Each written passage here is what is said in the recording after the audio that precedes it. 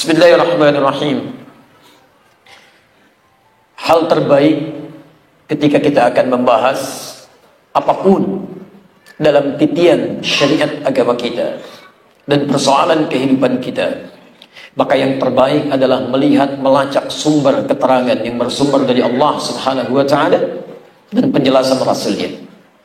Karena tidak ada yang paling benar penjelasannya kecuali Allah, sehingga disebut dengan sadaqallah. Semua yang dari Allah pasti benar, dan tidak ada yang paling jelas, paling mudah dipahami, paling benar tuntunannya dalam menjelaskan keterangan Allah kecuali keterangan Rasulullah SAW.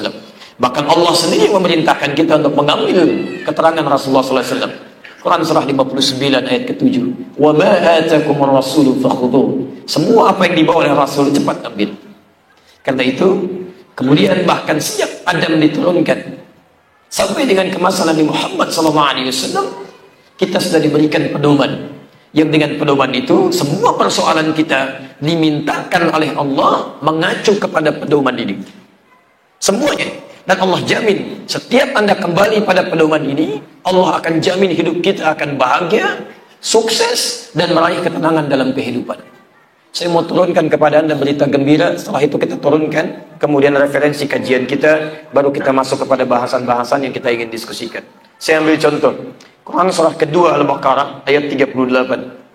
Bismillah. Afwan ya, semua izin saya banyak berdiri. Quran surah kedua Al-Baqarah ayat 38, posisi paling kanan sebelah atas. Saat Nabi Adam alaihi salam diperintahkan oleh Allah menjalani kehidupan baru turun ke bumi, yang penting antum garis bawahi, dalam perintah beliau saat turun ke muka bumi itu, bersamaan dengan perintah turunnya, di situ pula disandingkan petunjuk kehidupannya. Qulna bidu minha jami'a. Mulai saat ini kami perintahkan turun semua ke bumi. Nah, saat diperintahkan turun tidak berhenti di situ ayatnya. Fa imma ya'tiyannakum minni huda. Maka tatkala kamu jalani kehidupan di bumi itu, akan datang pada kalian huda, petunjuk kehidupan. Faman tabi'a hudaya. Maka jika siapapun yang dalam kehidupannya di bumi mau mengikuti petunjuk kehidupan yang berasal dariku ini, huda, ya. Ya-nya menunjuk nisbah kepada Allah sebagai kepemilikan. Siapa yang mau mengikuti petunjuk yang aku turunkan ini, perhatikan jaminannya. Fokus. Fala khawfun alaihim walahum yahzanun. Fala khawf. Fa. Harfu atin rabitin baina syai'aini bila hudud. Huruf perangkai di antara dua peristiwa yang berlangsung sangat cepat. Nggak ada jeda. Peristiwa pertama, ada petunjuk diturunkan. Peristiwa kedua, Anda mengikuti petunjuk itu. Jika Anda ikuti petunjuk itu dengan cepat, tanpa jeda, Anda ingin kerjakan sesuatu, lihat petunjuknya, praktekkan. Kerjakan sesuatu, praktekkan. Punya sesuatu, punya masalah, ambil petunjuknya, praktekkan. Jika Anda merespon itu dengan cepat, lihat kalimatnya. Fala khaufun 'alaihim walahum yahzanun. Kami pastikan semua kehidupan yang dijalani di bumi itu fala khauf, tidak akan pernah mendapati kekhawatiran, tidak gelisah. Masya Allah. Walahum yahzanun, tidak pula akan sedih, tidak sedih. Masya Allah. Apa lawan dari tidak gelisah? Gelisah. Gelisah. Lawan dari tidak gelisah adalah gelisah. Allah menyampaikan, orang yang ambil petunjuk ini maka hidupnya tidak akan gelisah. Artinya orang yang tidak bersandar pada petunjuk ini, maka hidupnya akan larut dalam kegelisahan. Persamaan tidak gelisah, tenang. Apa persamaan dari tidak sedih? Senang. Lawannya sedih. Masya Allah. Jadi ketika Allah menurunkan Adam ke bumi untuk menjalani kehidupan, plus nanti berketurunan, Allahu Akbar. Ternyata hidup di bumi itu tujuannya kita berjuang, tetap diinginkan oleh Allah supaya tenang dan senang. Jadi antum hidup di bumi ini bukan untuk sedih. Antum hidup di bumi ini bukan untuk gelisah. Tapi Allah inginkan setiap kehidupan kita dalam berjuang di bumi itu, antum bisa tenang, antum bisa tenang, bisa senang. Jadi kalau ada di antara kita larut dalam kesedihan, sedih terus, di rumah sedih, di kantor sedih, dalam kehidupan sosial sedih, tidak pernah tenang, berarti ada yang keliru dalam perjalanan kehidupan kita. Karena Allah menginginkan kita itu tenang, menginginkan kita senang. Fokus. Adam kemudian turun ke bumi. Singkatnya bertemu lagi dengan istri Hawa. Setelah itu kemudian mulai bergaul, hidup berumah tangga. Istrinya mulai mengandung. Quran surah ke-7 ayat 189. Falamma taghasyaha hamalat hamlan khafifa famarrat bi. Falamma athqalat da'a Allah rabbahuma la in ataitana salihan lanakunanna minasyakirin. Kemudian melahirkan. Mulai kemudian diberikan asinya sampai sempurnanya 2 tahun. Quran surah kedua ayat 233. Mulai punya keturunan yang menyebar. Quran surah pertama, surah keempat ayat yang pertama. Mulai menyebar. Mulai tercipta suku. Mulai tercipta komunitas. Quran surah 49 ayat ke-13. Singkatnya generasi berubah. Mulai ada yang jauh dari Allah. Maka uniknya secara cepat setiap berganti generasi. Setiap keturunan berputar. Sampai disebut dengan Bani Adam. Anak keturunan Adam. 7 kali disebutkan dalam Al-Quran. Di 7 ayat berbeda. Alhamdulillah. Setiap berganti zaman. Ganti generasi. Allah tidak pernah menyalahi janjinya. Setiap berganti generasi selalu dilekatkan hudan. Selalu. Berganti generasi, ada nabi baru membawa ini. Ganti generasi, ada rasul baru membawa ini. Sampai nabi terakhir Muhammad sallallahu alaihi wasallam ketika diutus menjadi rasul, Allah pun tetap menerapkan hukum ini sampai dengan kembali kepadanya. Rasul diutus, diturunkan hudan. Dan janjinya tetap, siapa yang mengikuti hudan ini, maka ini akan didapatkan. Tenang, senang. Perhatikan, Nabi SAW diutus Muhammad SAW, maka diturunkanlah hudan kepada beliau untuk dijadikan pedoman bagi seluruh umatnya. Quran surah kedua Al-Baqarah ayat 185, paling kiri di pertengahan. Karena ini Nabi terakhir, Nabi penutup, paling istimewa, disebutkan namanya sebelum kelahirannya, bahkan oleh Nabi sebelumnya, Nabi Isa menyebutkan namanya langsung. Quran surah ke-61, ayat yang ke-6. Nabi Ibrahim, Nabi Ismail mendoakan kelahirannya. Quran surah kedua, ayat 129. Allahu Akbar, istimewa turunnya hudan. Langsung bulan paling istimewa. Di bulan paling istimewa, Ramadan. Quran surah kedua, ayat 185. Syahrul Ramadan, alladzi unzila fihil Qur'an. Di bulan Ramadan diturunkanlah Al-Quran. Apa fungsi Al-Quran? Bukan sekedar dibaca. Baca itu adalah inti untuk mendapatkan informasi. Kalau Anda tidak dapat informasi untuk memahaminya, bagaimana kita bisa mendapatkannya selain dengan cara membacanya? Antum kan lihat koran supaya tahu isinya. Anda melihat di handphone, mengakses situs banyak hal supaya tahu informasinya. Untuk mendapatkan itu semua Anda belajar baca. Demikian ketika Allah turunkan Quran kepada Nabi Muhammad, bukan sekedar untuk dibaca, tapi apa fungsinya? Hudan. Syahrul Ramadan alladzi unzila fihi al-Quran hudan. Dan bukan hudan biasa, linnas, untuk semua kalangan manusia. Nas. Allahu Akbar. Nabi terakhir diberikan Al-Quran. Dan perhatikan betul ya, ini nanti yang menjadi manhaj kita ketika kita membahas berbagai persoalan kehidupan. Allah sudah memberikan statement bahwa Quran saat diturunkan itu fungsinya hudan. Artinya dari mulai Al-Fatihah sampai dengan An-Nas itu petunjuk kehidupan yang kita jalani selama di muka bumi. Di apapun yang Anda alami ada di Quran semuanya. Solusi di Quran. Jadi kalau Anda ikuti petunjuk dari Al-Quran ini, maka kita akan dapatkan ini. Tenang, senang, mencapai taraf kehidupan yang luar biasa. Tidak percaya? Silahkan cek.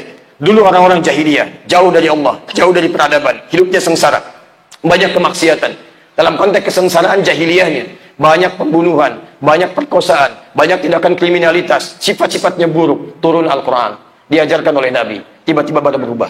Hidupnya lebih tenang, jadi lebih lembut, jadi para pecinta, jadi para pemangkul, jadi orang yang paling toleran, jadi orang yang sangat dermawan, naik ke peradaban. Dulu peradaban disebutkan daerahnya. Cina maju, peradaban Cina. Yunani maju, peradaban Yunani. Silahkan cek. Mesir maju, peradaban Mesir. Babilonia maju, peradaban Babilonia. Tapi Arab maju, nggak ada peradaban Arab. Peradaban Islam. Kenapa disebut Islam? Karena semua kemajuan itu sumbernya dari sini. Silakan Anda cek, hidupnya semua tenang, nyaman, asetnya banyak, sampai sekarang masih ada. Luar biasa. Dan sampai sekarang Qurannya tidak berubah. Ayatnya sama, hurufnya sama, harakatnya sama bahkan. Nggak ada yang berubah sedikit pun. Jadi kalau kita kemudian tidak mendapatkan nilai-nilai ini, maka cek, barangkali antum jauh dari Al-Quran. Saya tunjukkan pada antum, tidak usah dicatat. Semua hal yang terkait kehidupan kita itu terangkum dalam Al-Quran. Tinggal kita menggali tafsirnya. Makanya ada tafsir dituliskan. Di tafsir Al-Quranul Azim, karya Ibnu Katsir. Ada Al-Alusi Ruhul Ma'ani. Ada kemudian macam-macam lagi. Bisa berkumpul semuanya. Dari yang paling dulu sampai yang sekarang. Sampai ke tafsirnya As-Sa'di misalnya, ada Al-Maraghi, ada Sya'rawi, ya, ada Fidhilal Quran, tafsir yang lebih jauh lagi, sesinya politik, ada sesi ini, sesi itu, macam-macam semuanya. Ambil yang bermanfaat, tinggalkan yang tidak bermanfaat. Hadir semuanya. Tunjukkan pada Anda secara cepat.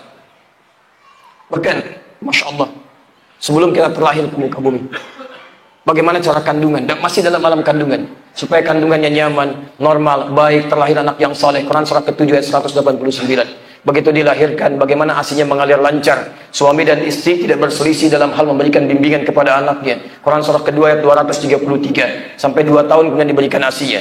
Dari 2 tahun sampai ke pendidikan menjelang balik, bagaimana supaya dia dekat dengan Allah, taat pada kedua orang tuanya. Kemudian setelah itu yang paling indah, akhlak yang mulia, mudah ibadahnya. Quran surah ke-31, Luqman ayat 13 sampai dengan ayat 19-nya. Dia kemudian mulai belajar supaya cepat paham bagaimana. Quran surah 9 ayat 122.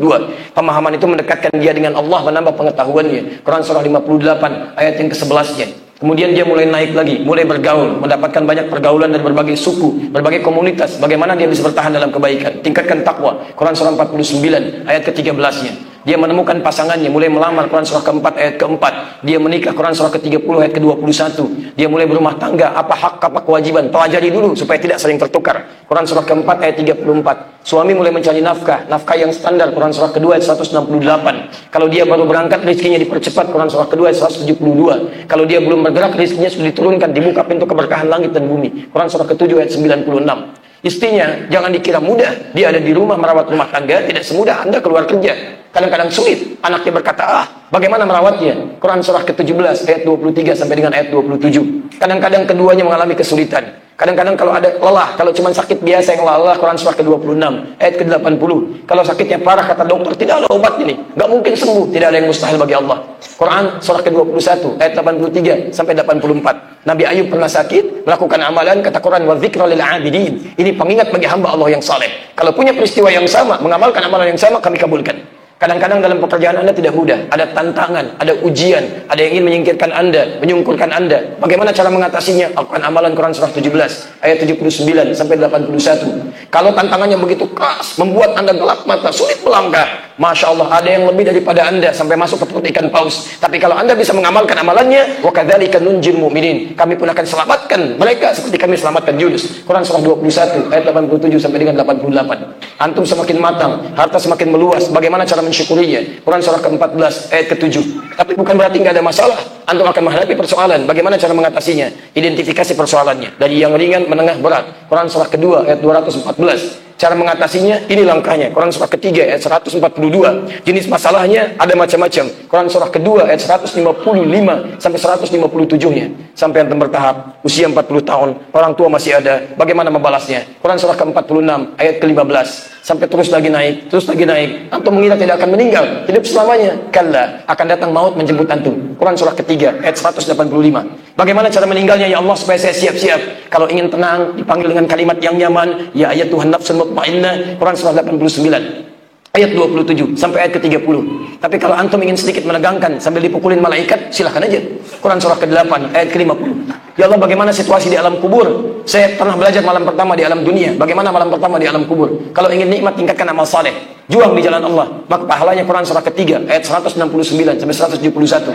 Tapi kalau kamu ingin berbuat banyak salah seperti Firaun, silahkan. Kami tampakkan neraka dari pagi sampai petang. Quran surah ke-40 ayat 46 sampai 47. Ketika antum mulai dihisab, ada situasi kiamatnya sampai satu surah ke-75 dari ayat pertama sampai dengan ayat akhirnya. Kemudian Anda mulai dihisab. Anda mulai bertanya, ada orang bagaimana ya Allah situasinya? Ada yang sangat mulia di hadapan Allah, saking dicintainya oleh Allah, boleh melihat Allah tanpa sekat, tanpa hijab. Di dunia dia melihat, tidak melihat sama sekali, ghaib. Quran surah kedua ayat ketiga. Tapi saat nanti dia dipersilahkan oleh Allah melihat tanpa sekat sama sekali, dan gak usah dibayangkan keistimewaan tertentu. Quran surah 75 ayat 22 sampai ayat 23-nya. Ada yang masuk ke surga tanpa hisab. Quran surah kedua ayat 25. Ada masuk neraka tanpa hisab. Quran surah 18 ayat 100 sampai dengan 101-nya. Posisi paling kiri sebelah atas. Mau masuk ke surga yang mana? Ada level bersama para nabi, silahkan cari amalannya. Ada di Quran surah ke-4 ayat ke-69. Mau di surga, di taman surga, silahkan, ada amalannya. Quran surah ke-51 ayat 15.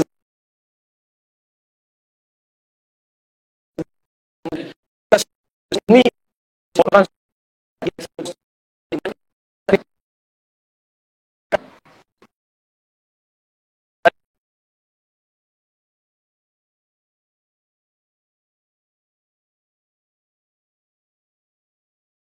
Semua. Apa yang tidak ada? Dan dijelaskan oleh Nabi SAW lewat hadisnya, lewat kehidupannya. Jadi miniatur kehidupan. Makanya tidak ada yang paling lengkap kehidupan dijalani kecuali pada prototipe kehidupan Nabi Muhammad SAW. Sebagai seorang bayi jadi teladan. Baru dilahirkan sudah memberikan keteladanan, memberikan kejelasan nasab. Cik. Supaya tidak ada di antara umatnya ketika lahir nasabnya nggak jelas. Nabi lahir, ayah sudah nggak ada. Tapi Nabi nasab jelas sampai ke Nabi Adam. Muhammad bin Abdullah, bin Abdul Muttalib, bin Hashim, bin Abdul Manaf, bin Qusay, bin Murrah, bin Kilab, bin Ka'ab, bin Ghalib, bin Fikir, bin Malik, bin Nadar, bin Kinana, bin Khuzaimah, bin Mudrika, bin Ilyas alaihissalam, bin Nizar, bin Mudar, bin Ma'ad, bin Adnan, bin Addi, bin Adri, bin Muqawwam, bin Nahur, bin Tariyah, bin Ya'rab, bin Yasuf, bin Nabit, bin Ismail alaihissalam, bin Ibrahim alaihissalam, bin Azar atau bin Nahur, bin Abir, bin Kinan, bin Al-Fakhshad, bin Sam, bin Nuh alaihissalam, bin Mihlail, bin Tushala, bin Kinan, bin Anwas, bin Tith, bin Adam alaihissalam. Itu baru bayi.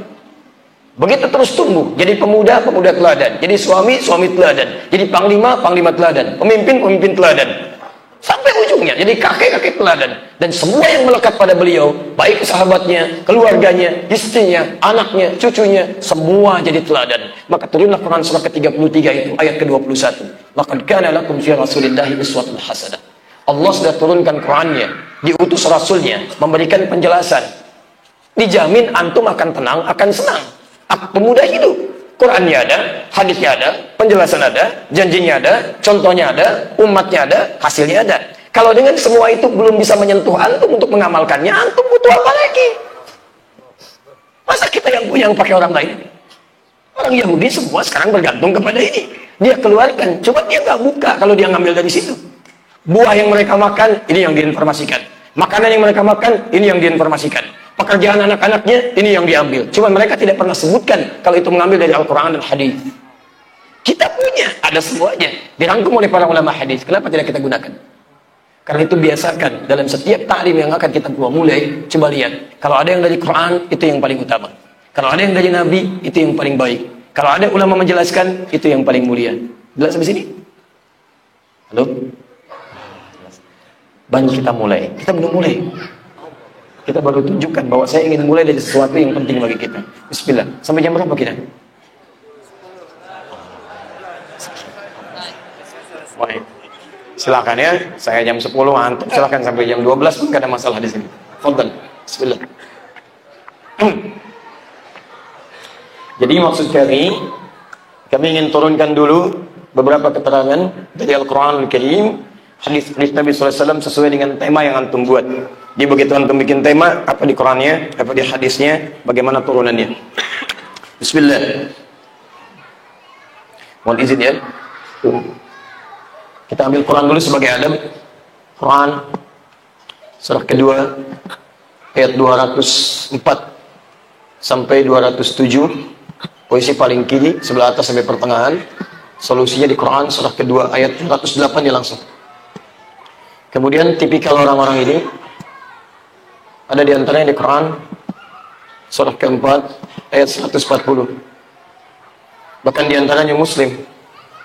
Cirinya agak kemalasan, Quran surah keempat ayat 142.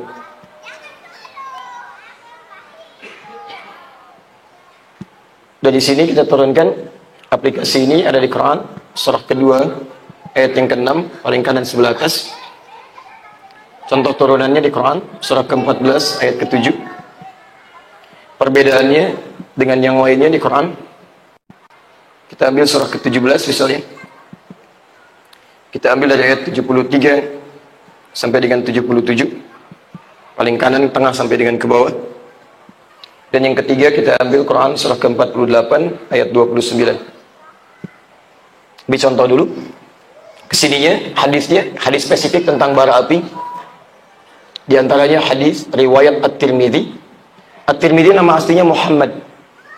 Muhammad berasal dari Tirmidz. Ada yang menyebut Turmud, dikenal dengan At-Tirmidzi. Tapi ya, beliau Masya Allah di akhir hidupnya sering mendekat kepada Allah. Ada yang menyebutkan sampai buta matanya. Buta matanya. Ketika dilihat kenapa kemudian jadi demikian, karena sering menangis kepada Allah, sering menangis kepada Allah, khawatir bakalnya masih kurang. Untuk bisa bayangkan, imam besar, ahli Quran, ahli hadis, menulis banyak kitab hadis, sangat populer kepada kita, Sunan At-Tirmidzi atau Al-Jami' At-Tirmidzi. Masya Allah, dalam hidupnya masih merasa kurang bakalnya kepada Allah. Beliau menangis, menangis, menangis sampai disebutkan matanya bermasalah. Antum Bukan imam besar, jadi makmum kadang-kadang. Hafal Quran juga belum. Hadis berapa yang antum hafalkan sampai hari ini? Masya Allah, tahajud konsisten atau tidak? Puasa konsisten atau tidak? Coba cek. Sampai akhir hidupnya, apa yang antum lakukan? Mata antum masih sehat, keadaan antum masih kuat.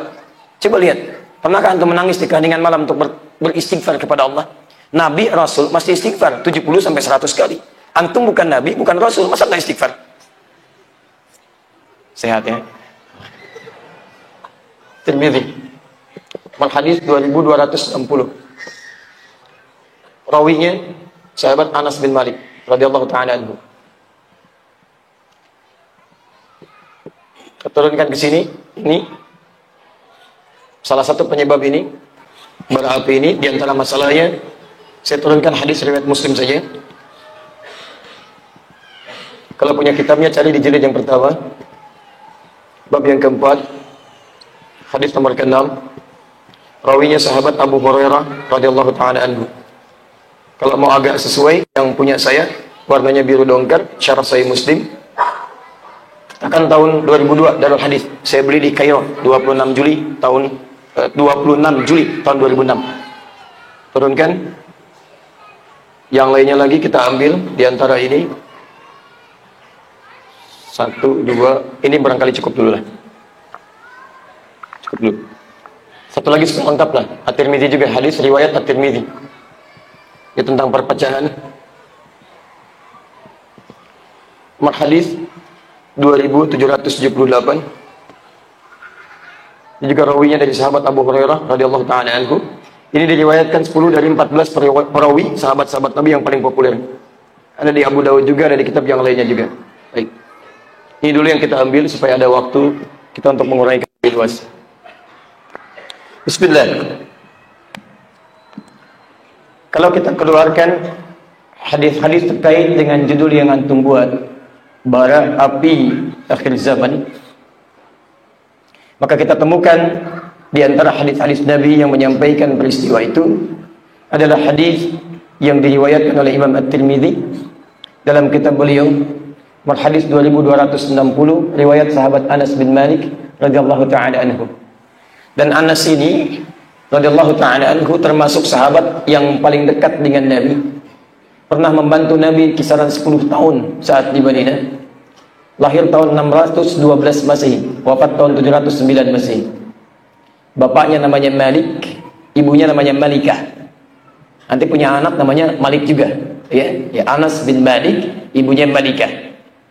Saya ingin sedikit sampaikan pada Anda supaya terbiasa membaca hadis dengan melihat sanadnya, periwayatnya, supaya dengan belajar ini Anda bisa mendapatkan inspirasi dari situ bagaimana bisa menjadi seperti itu. Saya berikan gambaran situasinya. Di sahabat Nabi itu sallallahu alaihi wasallam, sepanjang bisa mendapatkan manfaat dari Nabi, maka mereka akan mengejar baik untuk dirinya atau bagi keluarganya. Kalau dia nggak dapat, maka keluarganya mesti dapat, sehingga dari situ dia bisa mengambil manfaatnya. Dan di antara aplikasinya adalah setiap orang tua yang punya anak potensial, apalagi masih usia dini, itu akan selalu dijadikan sebagai investasi mereka supaya belajar pada Nabi SAW. Apapun profesinya. Kita ambil 3 contoh yang paling utama. Nanti sampai ke sini. Pertama, Abbas radhiyallahu taala anhu, paman Nabi SAW. Usianya beda tipis 3 tahun dengan Nabi SAW. Punya beberapa anak. Yang paling populer Fadl, atau dikenal juga dengan Fudail. Itu dikhidmatkan kepada Nabi sampai nanti membawa air wudhunya Nabi SAW yang terakhir kalinya. Berwudhu, kemudian wafat di pangkuan Sayyidah Aisyah radhiyallahu taala anha. Tapi yang paling menarik adalah putranya yang bernama Abdullah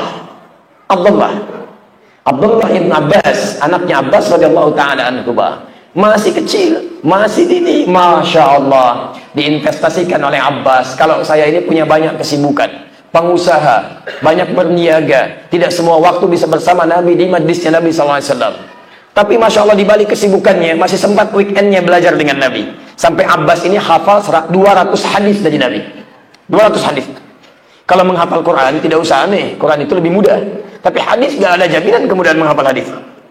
Silahkan cek, antum selama ini hafal berapa hadis. Tapi kalau Quran kita berapa ayat bisa kita hafalkan? Ada kemudahan, hadis tidak.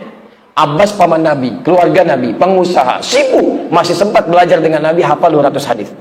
Antum, keluarga Nabi bukan, kerabat Nabi bukan, tetangga Nabi bukan, sahabat Nabi juga bukan. Sesibuk apa sih? Kaya nggak sekaya Abbas, sibuk nggak sesibuk Abbas, belum sempat juga untuk belajar. Yang lebih luar biasa, ustaznya sudah datang sendiri, nerangin sendiri, nulis sendiri, hapus juga sendiri, direkam juga, live juga, Masya Allah. Tempatnya enak, nyaman, fasilitas difasilitasi, belum mau belajar juga. Antum perlu dikasih apa lagi? Nah, tapi berpikirnya jauh. Kalau saya nggak bisa, anak saya mesti dapat. Maka disimpan tadi majlis Nabi SAW. Kadang-kadang dia sedikit kelihatan bermain. Dibelai oleh Nabi, didoakan oleh Nabi. Allahumma faqihu fid din wa alimhu ta'wil. Maka apa yang terjadi? Saat Nabi SAW wafat, usia anak ini masih 13-14 tahun. Bapaknya hafal 200 hadis, anaknya hafal 2000 hadis. Demikian Umar bin Khattab radhiyallahu taala anhu.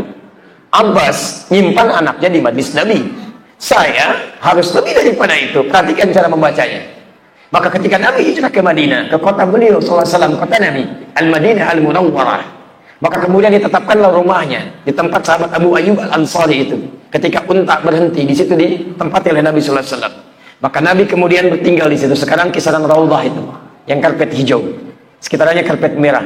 Maka kalau Anda ambil ke depan arah Ka'awali ke sini ke Baqi, itu Umar bin Khattab radhiyallahu taala anhu pernah membangun rumah di situ. Kemudian dibuat satu kamar khusus menghadap ke arah tempatnya Nabi sallallahu alaihi wasallam. Kamar siapa itu? Untuk anaknya, namanya sama Abdullah. Abdullah anaknya Umar, dikenal dengan Abdullah bin Umar, disingkat Ibnu Umar radhiyallahu taala anhuma. Masya Allah, apa visinya? Kalau anaknya Abbas nunggu Nabi di majlis Nabi, anak saya ngintip-ngintip langsung ke rumah Nabi sebelum Nabi berangkat ke majlisnya.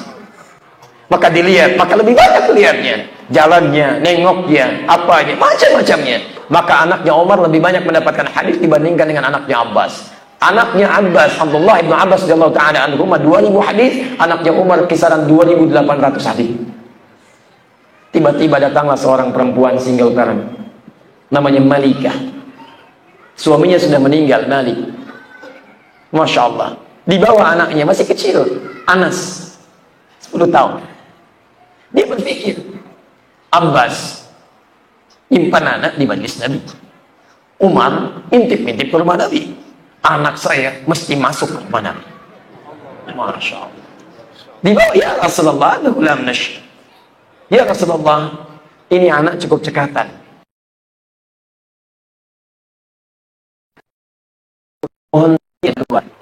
Perempuan ini Masya Allah bukan menitipkan jadi pembantu, paham beliau. Malikah mengerti bahwa Nabi tidak mungkin menyulitkan anaknya, dan Nabi pun tahu anak ini akan belajar, maka diterima oleh Nabi SAW untuk menjadi pembantu dalam kehidupan beliau. Enak jadi pembantu Nabi, Masya Allah. Kata para sahabat setelah Nabi wafat, Anas ditanya, 10 tahun membantu Nabi. Ya Anas, wahai Anas radhiyallahu ta'ala anhu, apa yang anda dengar dari lisan Nabi yang mulia setelah membantu beliau? Kata beliau, wallahi demi Allah, saya tidak pernah mendengar keluar dari lisan Nabi kecuali kalimat bermakna, ya Anas, mada akhdumuka. Anas, apa yang bisa saya bantu? Kotor cuci sendiri, sobek jahit sendiri, makan rapikan sendiri. Masya Allah, paling enak jadi pembantu Nabi. Kalau ada, saya pengen itu. Jangan. Dan apa yang diperoleh? Belajar. Masya Allah. Dan hasilnya apa? Hadis-hadis yang disampaikan dan hadirlah kepada kita juga saat ini. Yang saya ingin sampaikan teman-teman sekalian, perhatikan visi para sahabat. Mereka itu kalau melihat kebaikan itu cepat dikerjakan dan punya investasi. Anda tidak ada alasan. Anda yang masih ada pasangannya, yang single parent, yang masih berjuang, kalau masih punya kemampuan, dapatkan yang terbaik. Dulu Malikah sendirian, suami tidak ada, fasilitas terbatas, keadaan tidak sebaik Anda, masih bisa mencetak anaknya hafal hadis. Hasilnya apa? Setiap hadisnya dibahas, ibunya dapat pahalanya. Setiap hadisnya dibahas, bapaknya dapat pahalanya. Mereka sudah dekat dengan Allah, didoakan oleh Nabi, lebih dekat ke surga. Sahabat Nabi pula, tempatnya yang terbaik, masih berinvestasi sampai akhiratnya. Pahala sampai sekarang masih ada. Antum sekali lagi, sahabat Nabi bukan, jauh dari Nabi, tidak sedekat mereka dengan Allah. Apa investasinya? Ayo kita baca, itu yang dibaca oleh ibunda Imam Asy-Syafi'i, ibunda Imam Ahmad bin Hanbal. Asy-Syafi'i lahir di Gaza tahun 150 Hijrah. Dalam keadaan single parent juga ketika beliau menempuh kehidupannya. Naik, tumbuh, ayah meninggal, tinggal ibunya. Tidak putus asa. jalan kaki, digendong anaknya, simpan di halaqah ulama, sampai kemudian ke Mekah juga, belajar di sana, sampai wafat ibundanya, sampai jadi seperti sekarang.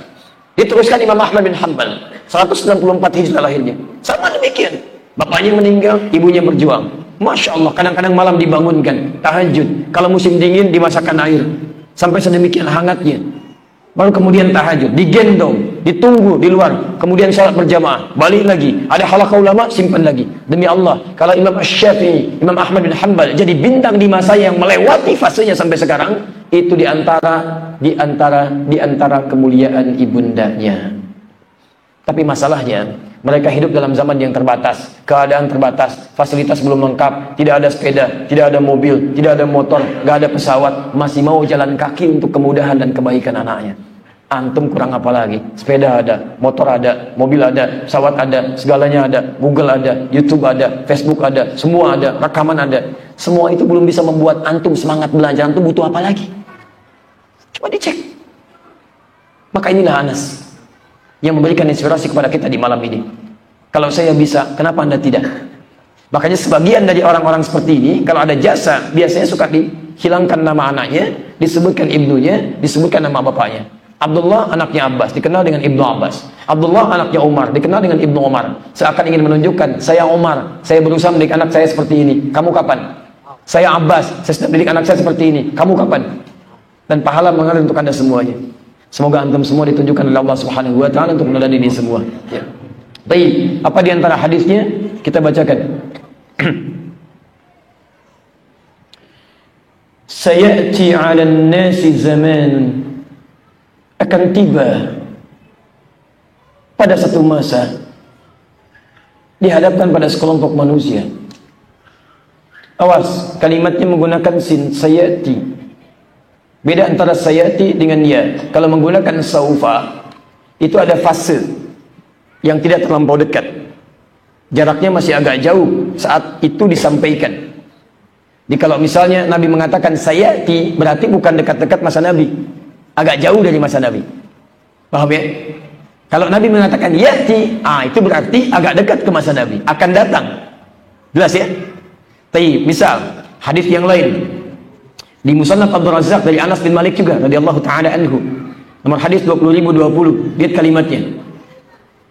Masya Allah, ketika sedang kata Anas, bainama nahnu julusun inda Rasulullah sallallahu alaihi wasallam, tatkala kami sedang duduk-duduk dekat-dekat Rasulullah sallallahu alaihi wasallam di Masjid Nabawi maksudnya, fa idza yaqul, tiba-tiba beliau berkata, yatlu alaikumul ada min hadzal fajr rajulun min ahlil jannah. Akan nampak pada kalian sekarang ini di sudut yang ini seorang pemuda ahli surga. Begitu disebutkan, muncul dia. Fa idza rajulun min ansarin, tiba-tiba seorang pemuda dari Ansar. Tantifu lihyatuhu min atharil wudu, riwayat lain min ma'i wudu'i. Janggutnya masih basah dengan air wudu. Tangan kirinya menggenggam sandalnya, masuk dia mengucapkan salam. Disebutkan 3 hari berturut-turut orang itu saja, dekat. Tapi kalau menggunakan sin, itu pertanda ada jeda, ada masa. Jadi kata Nabi, lihat, sayati 'alan nasi zamanun, akan tiba nanti bagi manusia satu masa, tapi bukan di masa itu. Enggak dekat-dekat, masih agak jarak. Awas, as-sabiru ala dinihim, as-sabiru ala dinihim. Dalam riwayat lain, as-sabiru minhum ala dinihi. Orang-orang yang sabar memegang teguh ajaran agamanya, kal qabid alal jamal. Sulitnya kesabaran itu dilukiskan seperti halnya memegang bara di tangannya.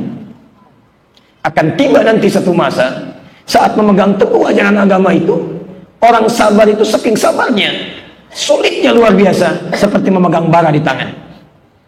Saya mau tanya pada antum, ada yang bersedia memegang bara di tangan? Bara api? Saya mau tanya, kalau memegang bara api itu panas atau tidak? Sudah pernah? Oh, Masya Allah. Sakit atau tidak? Sakit, ilustrasinya sakit. Dari mana taunya? Mau megang aja enggak? Mau megang saja sudah terasa sakitnya, apalagi dipegang. Membayangkan saja sudah terasa. Maka ini kata Nabi, akan tiba satu masa, orang itu mau mempertahankan agamanya, mau mengambil ketentuan agamanya, tingkat kesabarannya meningkat, perjuangannya lebih tinggi, seakan-akan seperti menggenggam bara api. Tidak mudah. Tidak mudah untuk menggenggam tuntunan agamanya. Butuh kesabaran luar biasa. Ada tekanan yang luar biasa. Jadi mau mengambil ajaran agama itu, sesulit dia memegang bara api. Ini bahasa kiasan yang sangat dalam, bahwa ada tiba satu masa yang saat kita akan mempraktikkan ajaran agama, berpegang teguh di dalamnya, ternyata terasa tidak mudah. Satu, ada fase saat manusia, khususnya muslim, merasa kesulitan, sulit memegang teguh ajaran dinnya. Ini. Kedua, orang-orang yang hidup di masa ini oleh Nabi disebut dengan bahasa yang istimewa, as-sabir. Orangnya sabar. Di orang sabar saja sudah sulit, apalagi yang tidak sabar. Ketiga, kesulitan orang-orang ini seperti halnya orang yang sulit menggenggam bara api, genggam bara. Baik, saya ilustrasikan dari poin yang ketiga dulu. Baik, tadi antum saya tanya, mau genggam bara api saja sudah susah. Bahkan ada yang tidak mau genggam, dia nggak mau. Ini ilustrasinya, saking sulitnya situasi itu, orang mempraktekkan agama aja sudah susah. Sudah susah. Seperti orang disuruh megang bara, dia tidak mau. Nah ini disuruh diminta ngambil tuntunan agama, dia pun nggak mau. Ini seperti orang kesulitan seperti menggenggam bara api. Dulu pakai hijab ya, pakai. Sekarang pakai hijab ya, malu malu. Bisa Anda bayangkan? Dulu diminta ke masjid, berangkat. Bahkan Masya Allah, selevel Abdullah bin Abi Umi Maktum, matanya buta, sahabat senior. Jarak rumah ke masjid juga terlampau cukup jauh. Masya Allah, tidak ada penuntun. Masjidnya alasnya cuma tanah, tiang-tiangnya dari pelepah kurma, atapnya daun-daun kurma. Meminta rukhsah kepada Nabi, ya Rasulullah, ya rukhsah, boleh enggak saya dapat keringanan sholat subuh? Kata Nabi, atasma'ul adhan, apakah anda mendengar adhan? Kata beliau, bala. Kata Nabi, madum atasma'ul adhan fa'addiha fil masjid. Selama masih dengar adhan, tunaikan ke masjid. Apa respon beliau? Bukan pesimis, bukan bertanya, bukan mencela. Segini masih disuruh ke masjid juga? Tidak. Apa yang terjadi pada beliau? Kalau sekarang misal saja subuh 4.45, jam 3 sudah berangkat ke masjid, meraba jalan, datang ke masjid. Sampai sejak peristiwa itu azan di masjid, Anda bayangkan, azan. Sampai di masa Ramadan azannya 2 kali. Azan beliau, azan Bilal bin Rabah. Yang satu memberikan isyarat akan berakhirnya masa sahur agar dipercepat. Setelah itu Abdullah bin Mas'ud baca 50 ayat. Lalu ketika masuk waktu fajar, azan yang keduanya. Sampai sekarang di Madinah azannya 2 kali. Antum tanya Ustaz Khalid, 2 kali azannya. Silakan. Anda bisa bayangkan. Tapi akan muncul satu situasi, maaf, bukan sahabat, ayat Quran tidak pernah turun pada dirinya. Abdullah bin Abi Maktum, abasa turun pada dirinya. Bukan sahabat, ayat Quran tidak turun pada dirinya, belum tentu mulia di hadapan Allah, surganya belum jelas, amalan berantakan, hisab menegangkan, tapi anehnya, matanya sehat, fisiknya kuat, jarak ke masjid begitu dekat, masjid dengan dirinya, dengan rumahnya paling cuma 5 meter jaraknya, sepeda ada, mobil ada, motor ada, Allahu Akbar, adzan, sampai qomat, belum ke masjid juga. Cek. Tapi hebatnya, konser musik jauh-jauh, datang. Belum dimulai, tiket sudah habis. Bayar lagi, ke masjid gratis, gak datang. Taklim ada snacknya, ada makanannya, gak datang juga. Allahu Akbar. Gak dikasih bara api, dikasih makanan, gak datang juga. Anda bayangkan. Luar biasa itu. Ini, sayati, ala nasi zabadan. Akan tiba satu masa, Anda melihat situasi itu.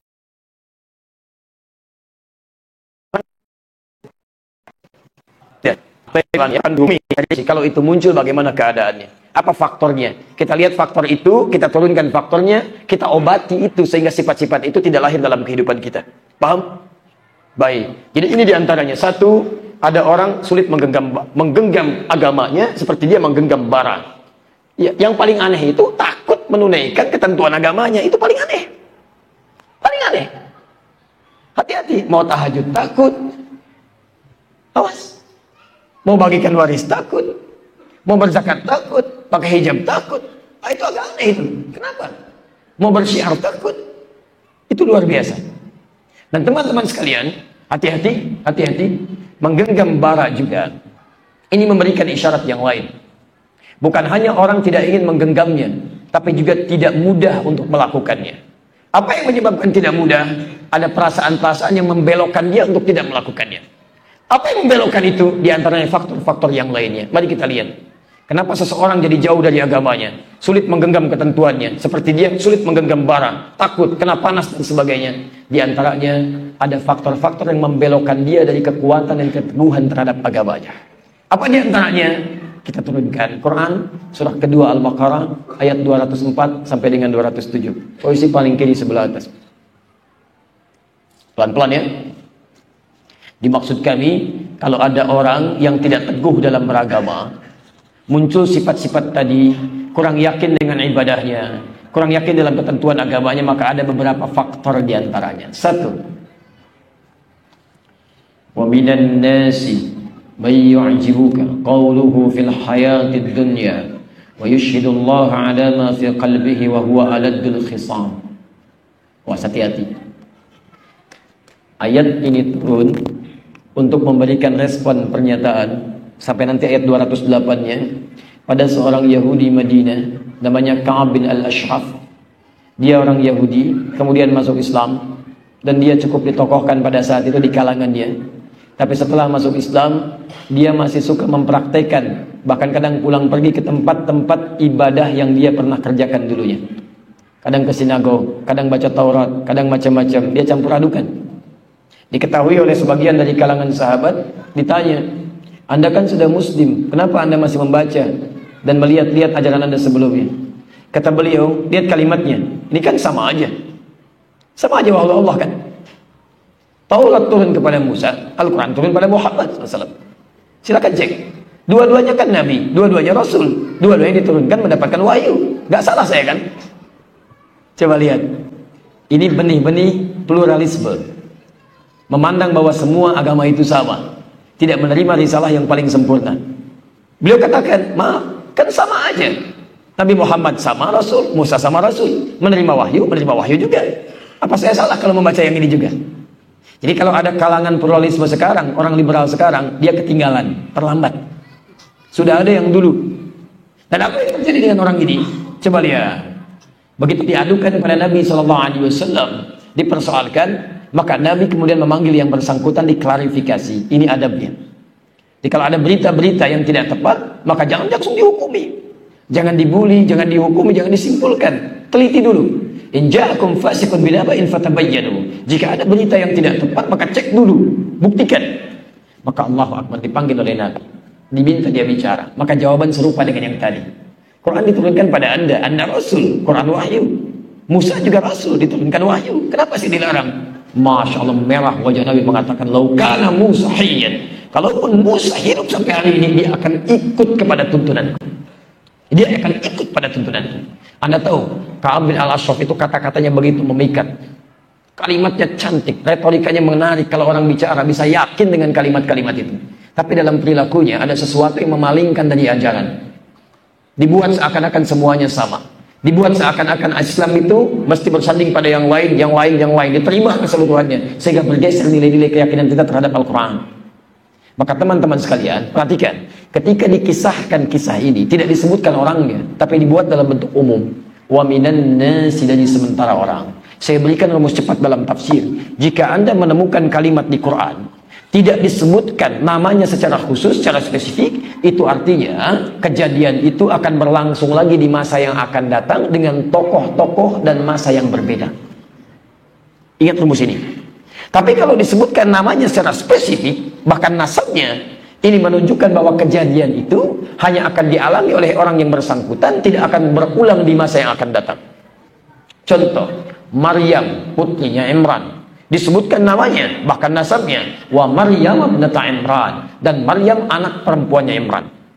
Bisa mengandung, bisa melahirkan tanpa disentuh laki-laki manapun. Ingat, bukan mengandung melahirkan tanpa bapak, tapi tanpa disentuh oleh laki-laki manapun. Walam yamsasni bashar. Hati-hati. Kalau ada yang ngaku-ngaku, saya juga Maryam, saya bisa mengandung, bisa melahirkan tanpa bapak, banyak. Bukan cuma Anda. Tapi kalau tanpa disentuh laki-laki manapun, cuma Maryam disebutkan binti Imran. Ini bukan Maryam binti Asep, Maryam binti Udin, Maryam binti yang lain, binti Imran. Baik, jika ada nama-nama dimaksudkan, maka itu tidak akan pernah terjadi. Cuman Maryam, tidak pada yang lainnya. Tapi kalau nama tidak disebutkan, maka akan muncul kejadian serupa di masa yang akan datang, mungkin dengan bentuk yang berbeda. Di ketika Allah menyampaikan hati-hati, di antara manusia ada kata-katanya yang begitu menarik. retorikanya sangat cantik. Wa minan nasi may yu'jibuka qawluhu fil hayatid dunya wa yushhidullaha 'ala ma fi qalbi. Kadang-kadang membawa nama Allah, bersumpah dengan Allah, membawa ayat-ayat yang dipotong-potong untuk meyakinkan Anda pada apa yang akan dia sampaikan. Kata Allah, wa huwa aladul khisam. Ini musuh yang paling bahaya. Saya mau tanya pada antum, ada orang yang sekarang menyampaikan ayat-ayat Quran dipotong-potong, kemudian setelah itu membawa antum seakan-akan, mohon maaf, meyakini yang lainnya untuk menjauhkan Anda dari Quran? Banyak. Dan lebih dahsyat, bahkan benar yang disampaikan Nabi, orang-orang di kemudian hari lebih bahaya. Teruskan ayatnya, bahkan sampai ke ujungnya, wa idza tawalla sa'a fil ardi liyufsida fiha wa yuhlika, wa idza tawalla sa'a fil ardi, jika dia kemanapun kemudian berjalan beraktivitas, cuma berbuat onar aja, nyampaikan ini, pemahamannya rusak, tidak tepat.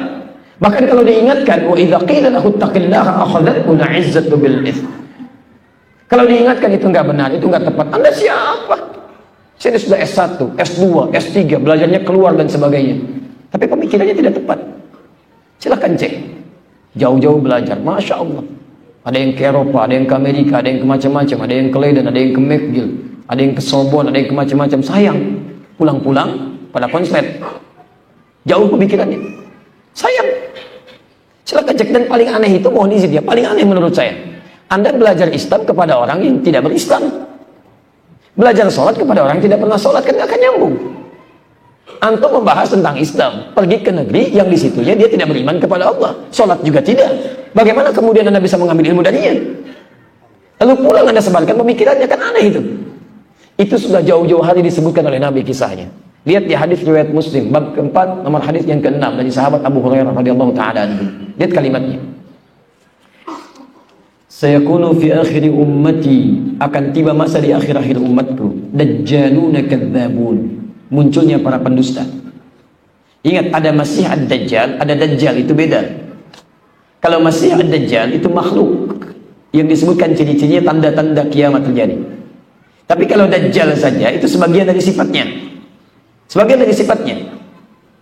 Di antara sifatnya apa? Suka menipu, pintar. Pintar. Saya tanya pada antum, Dajjal itu pintar atau bodoh? Sudah pernah lihat?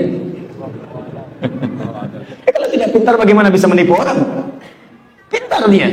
Dan ini orang pintar. Jadi yang nipu itu bukan orang bodoh, orang pintar. Dan nipunya bukan urusan dunia, bukan urusan dagang, bukan bisnis, bukan. Kalau cuma urusan bisnis dari zaman jahiliyah sudah ada. Makanya ada ayat wailul lil mutaffifin, celaka orang curang, bisa nipu. Ini yuhadditsunakum bima lam tasma'uhu wa la yasma'unahu aba'ukum. Dia akan banyak bicara masalah agama kepada kalian, tapi bisa membuat kalian kaget. Kata Nabi, jangankan Anda, orang dulu pun kalau dengar statement dia bisa ikutan kaget. Jangankan kita, orang dulu aja bisa ikutan kaget.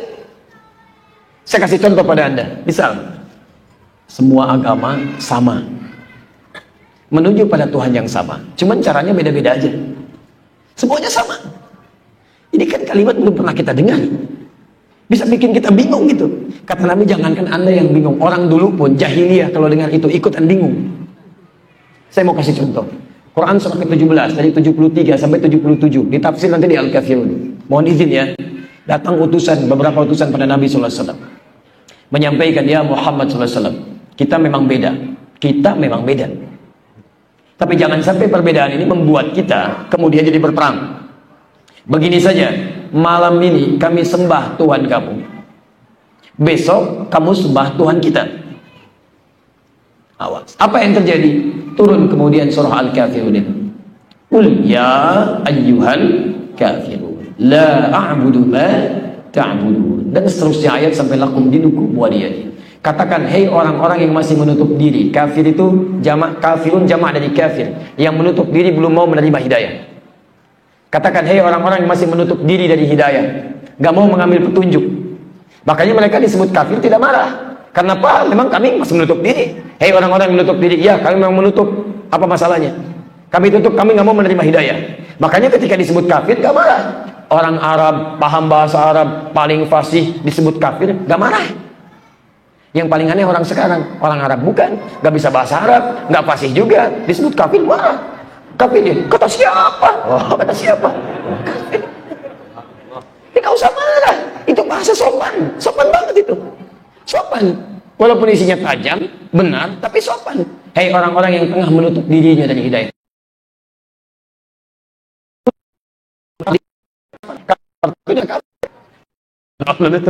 Tutup cover, terhalang, tertutup. Banyak dari bahasa Inggris diambil dari bahasa Arab. Sugar, dari kata sukar. Gula, kopi, dari kata kahwa, kopi. Banyak. Kafir, kafar, tertutup, terhalang. Makanya nggak marah. Sopan bandingkan dengan kepercayaan lain. Masya Allah. Ini cuma perbandingan ya. Cuma perbandingan secara ilmiah. Kalau keberatan kita diskusikan. Baik, lihat kalimatnya. Di Islam, sopan bahasa, menutup diri. Di kepercayaan lain, Masya Allah, disebut domba antum. Tersesat pula, domba-domba yang tersesat. Lain tingkatannya. Tapi kita tidak perlu mencela, ini hanya untuk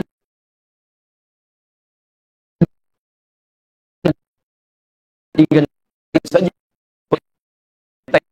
Katakan kafir. Kami tidak akan pernah melakukan apa yang kalian kerjakan. Tidak akan pernah sekalipun menyembah apa yang kalian sembah. Selesai. Yang mau saya tunjukkan kepada Anda, teman-teman sekalian, dua hal. Satu, orang jahiliyah saja yang disebut sebodoh-bodohnya di umat di zaman masa masih memahami kita beda.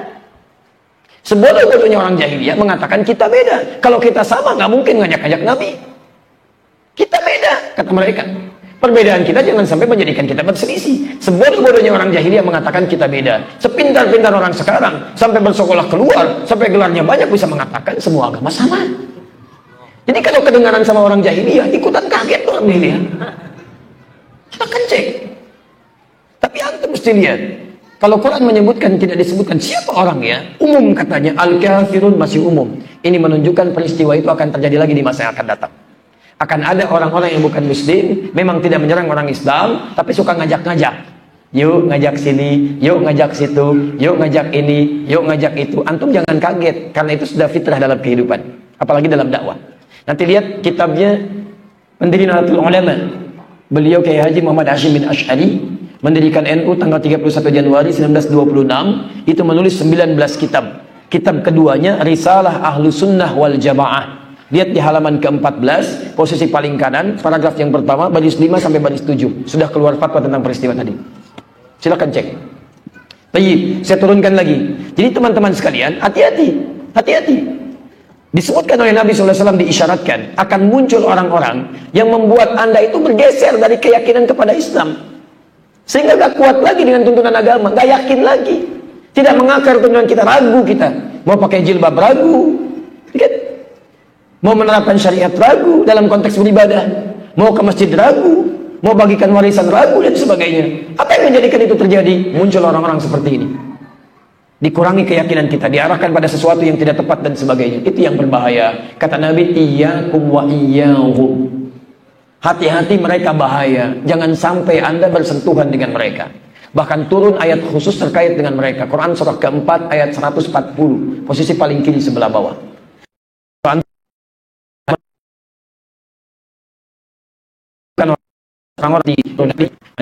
An idza sami'tum ayatillahi yukfaru biha wa yustahza'u biha fala taq'udu ma'ahum hatta yakhudu fi haditsin ghairi. Telah tetap ketentuan dalam Al-Quran, kitabullah. Jika Anda mendengar ada orang-orang bicara mengingkari ayat-ayat Allah, siapapun dia, diingkari ayat-ayat Allah, wa yustahza'u biha, atau minimal mengolok-olok. Orang ke masjid diolok-olok, orang sholat diolok-olok, orang tahajud diolok-olok, orang menggunakan hal-hal yang baik diolok-olok, bisa. Maka kita diminta oleh Quran, jangan cela mereka, buang-buang waktu, buang energi. Saya kalimat kita taqudu ma'ahum, cukup jangan sertai mereka. Qa'ada itu menyertai, bisa duduk. Duduk itu bisa membaca, mendengar, menyimak, jangan simak mereka. Tontonannya jangan dilihat, jangan dibaca karyanya, jangan didengarkan kalimat-kalimatnya. Untuk apa? Hatta yakhudu fi haditsin ghairi. Bukan untuk mengecilkan mereka, tapi supaya mereka sadar bahwa mereka ada salahnya. Sehingga kalau kita kemudian isolasi itu, dia tidak kita dengar, tidak macam-macam, dia merenung, saya salah, saya balik lagi dia. Kalau sudah balik lagi, kita ambil lagi ilmunya. Innakum idzam mithluhum. Kalau antum ambil nanti, terlanjur dekat-dekat dengan mereka, lama-lama seperti mereka nantinya. Nggak sholat juga. Awal-awal ngolok-ngolok, awal-awal kemudian demikian, awal-awal ikutan, lama-lama nggak sholat, lama-lama mencela saudara sendiri. Yang muslim saling dicela, yang lainnya saling dibela. Apa yang salah di situ? Awas, hati-hati, hati-hati. Kalau masalah akidah itu tegas, tapi dalam ketegasan yang sifatnya saling menghormati dalam kebaikan. Dan antum mesti jaga itu, hati-hati. Nah, kalau tidak tobat, maaf, itu disebut munafik. Innallaha jami'ul munafiqina wal kafirina fi jahannam jami'a. Maka Allah akan himpun orang munafik, perhatikan, dan orang kafir di neraka jahanam. Ketika menyebutkan masuk neraka jahanam, yang duluan bukan orang kafir, tapi orang munafik. Hati-hati. Kalau kafir masuk neraka jahanam gak ada iman. Ini orang munafik sudah punya iman, maaf, sudah punya iman, tapi membuat orang lain yang beriman jauh dari imannya. Katanya beriman, tapi akan menjadi orang munafik. Maka akan masuk neraka jahanam. Hati-hati. Ini teman-teman manusia, kalau ada yang seperti itu, kalau kamu sudah meninggalkan, pasti mesti. Karena itu kalau ada dia cukup tinggalkan, jauhi, palingkan, ambil ketentuan yang ada. Dan namanya disebut adalah munafik. Jadi ini sifat yang menjadikan kita jauh dari agama. Sulit untuk beribadah, seperti menggenggam barang. Di awal mau pegang barang, takut menggenggam kepanasan. Ada orang-orang yang mau sholat kepanasan, dengan azan kepanasan. Mau ibadah kepanasan, mau dilakukan dosa, salah satunya apa? Munafik. Ini paling penting. Makanya orang munafik salah satunya mau sholat dosa. Ini adalah munafik. Ayat 142. Ini adalah munafik. Wa idza qamu ila sholati qamu kusala. Hati-hati. Orang-orang munafik itu mencoba mengelabui Allah, padahal mereka menipu diri sendiri. Cirinya apa? Ibadahnya aja susah. Mau sholat susah, malas. Wala yadhkurunallaha illa qalila. Dengan adzan orang semangat, ini malah mengeluh. Tadi adzan, sekarang sudah adzan lagi. Oh, masya Allah. Hati-hati. Ada demikian. Rapat katanya muslim, diajak kemudian sholat susah. Ibadah susah. Ayo kita sholat dulu. Sholatkan nomor 2. Nomor 1 apa? Makan dulu aja. Masya Allah. Banyak. Dia hati-hati. Akan ada tiba masa di mana muncul sifat-sifat munafik, sifat nifak yang bisa menjadikan kita jadi sulit untuk mendekat pada ketentuan agama. Jika sudah muncul tanda-tandanya, maka antum tinggalkan segala hal itu. Di antaranya apa? Seringkali mendengarkan hal-hal yang bertentangan dengan nilai-nilai keislaman. Itu tinggalkan. Budaya yang tidak sesuai dengan Islam, jauhi. Tinggalkan. Pemikiran tidak sesuai dengan Islam, tinggalkan. Makanya negara kita sebetulnya sudah membentengi diri dari pemikiran-pemikiran yang bisa melemahkan nilai-nilai beragama. Di antaranya apa? Bahkan dijadikan dasar negara. Saya sampaikan tadi dalam kesempatan waktu subuh di Al-Faruq. Negara kita itu menjamin. Dasar negara kita itu menjaga konsepsi agama. Pancasila, sila pertama, ketuhanan yang Maha Esa. Cara memahaminya ditafsirkan di pasal 29 Undang-Undang Dasar. Ayat 1 sampai dengan ayat 2. Negara menjamin kemerdekaan tiap-tiap penduduk untuk memeluk agamanya masing-masing dan beribadah menurut agama dan kepercayaannya itu. Ayat yang keduanya, ayat 1-nya negara berdasar atas ketuhanan yang Maha Esa. Negara kita itu menjaga konsepsi agama, dijaga supaya agama-agama ini hidup dalam kebaikan. Caranya bagaimana? Silahkan, dijamin oleh negara. Kerjakan keyakinan kita sesuai dengan keyakinan kita. Dijamin, itu jaminan negara.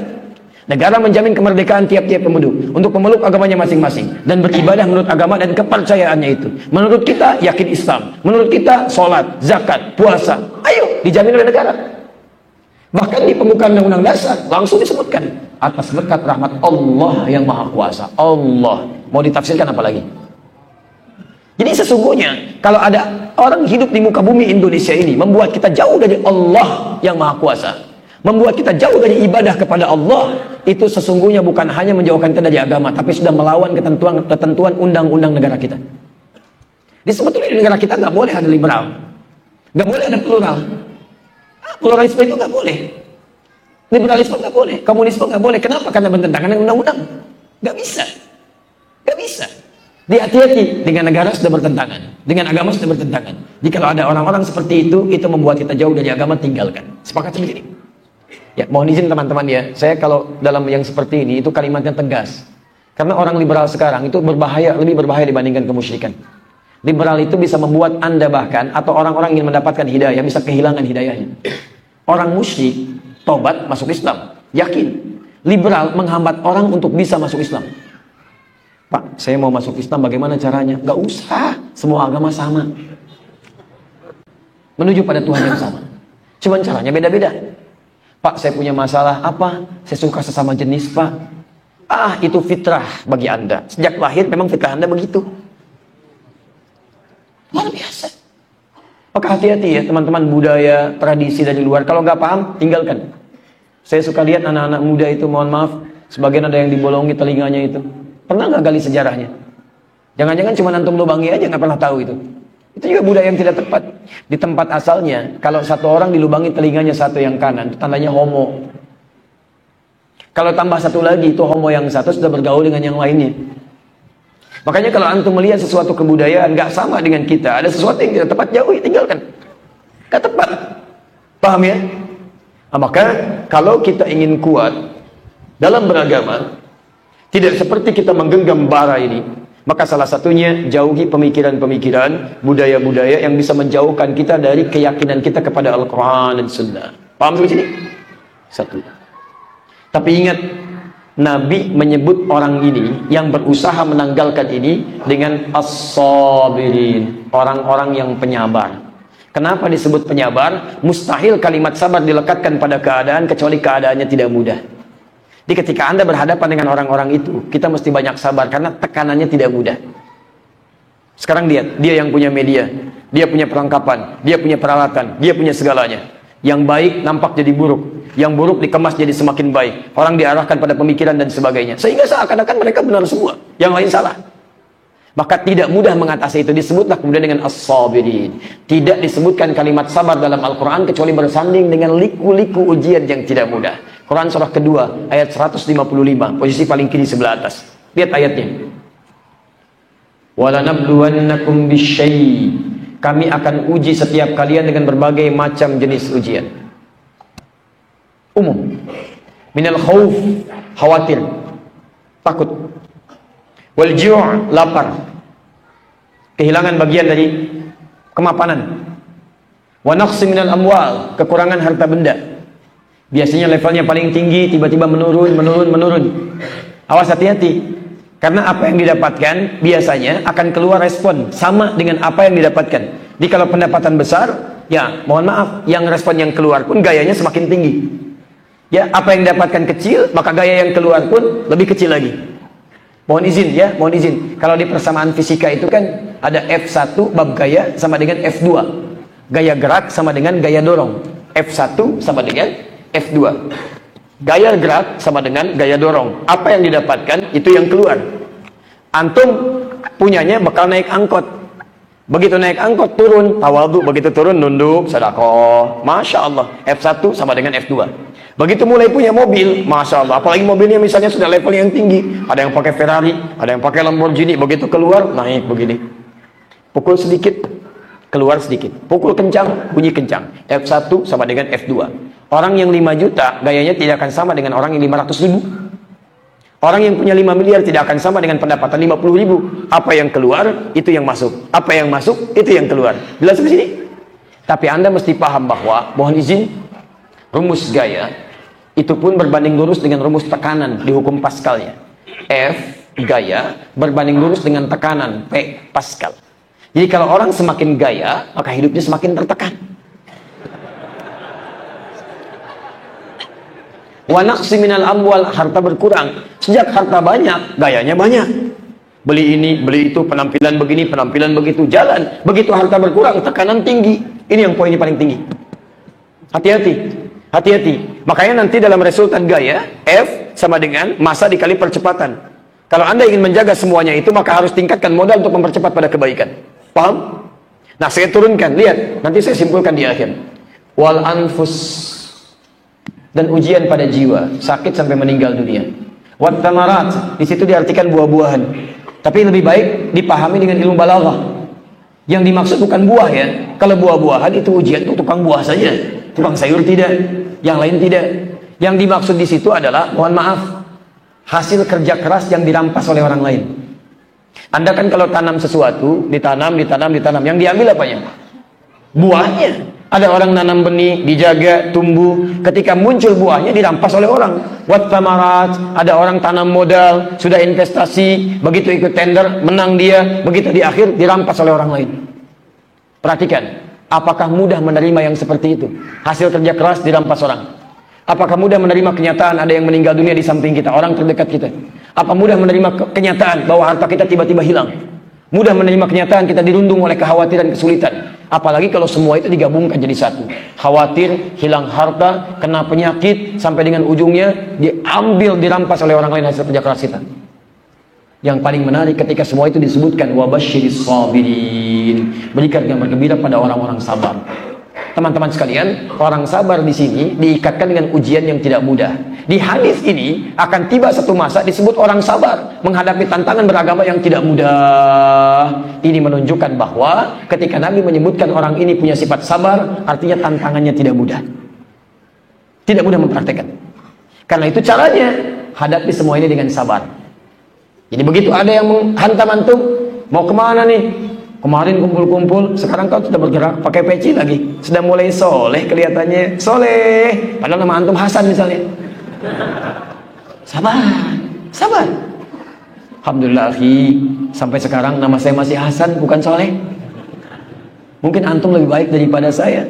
Cuma barangkali aib saya ditampakkan di hadapan antum supaya saya berubah. Terima kasih ya. Saya berangkat sekarang. Mudah-mudahan ya saya bisa menjadi lebih baik daripada sebelumnya. Terima kasih doa antum. Dilihat, makin lebih soleh aja.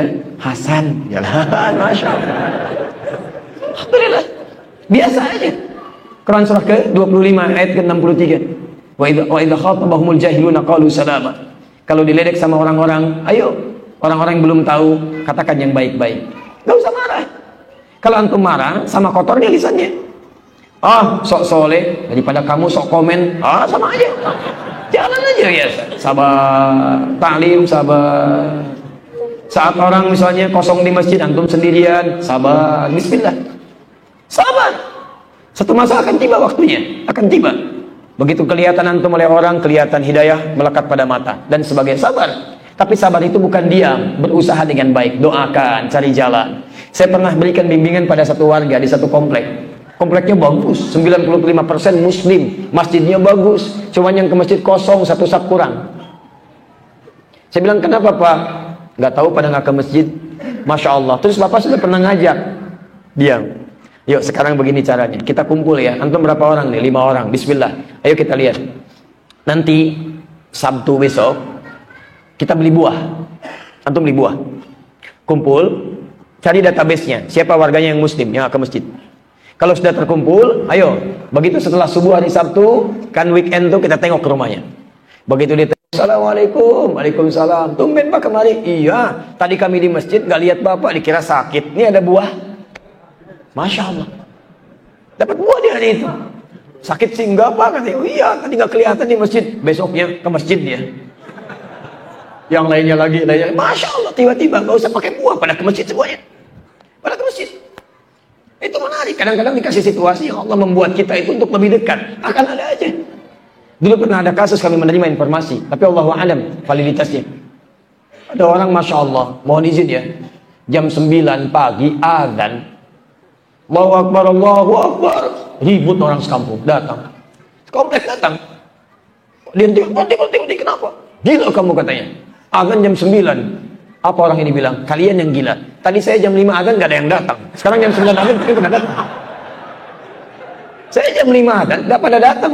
Jam 9 datang kalian malah pada datang katanya.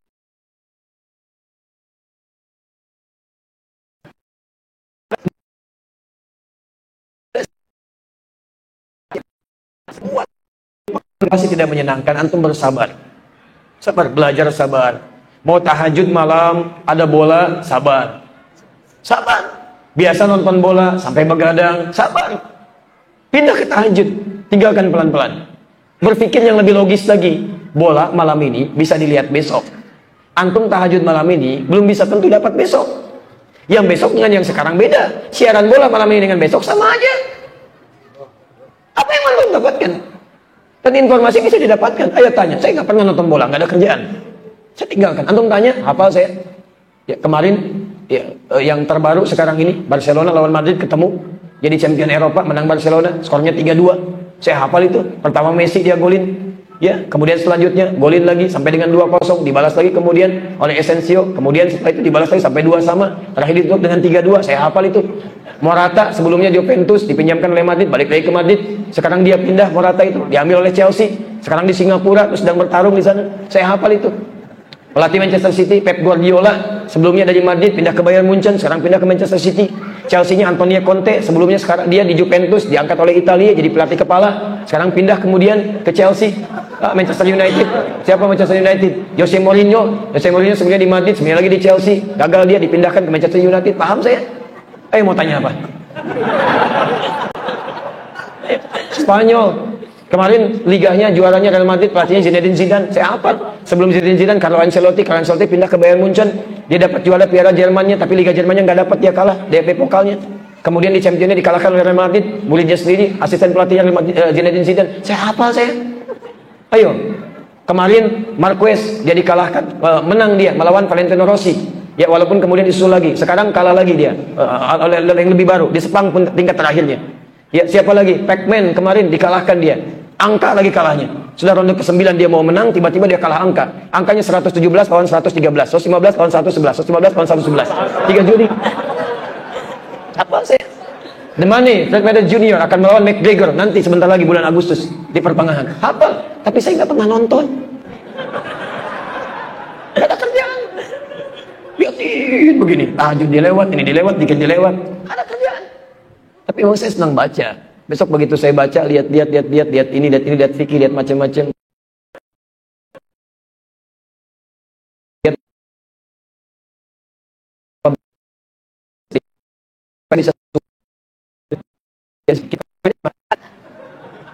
Ya, untuk apa gitu kan? Jadi kalau yang nggak penting jauh gitu. Sabar antum, sabar. Antum dulu dari pemuda Real Madrid sekarang pindah pemuda Real Masjid. Ambil. Ayo mau tanya apa? Baik.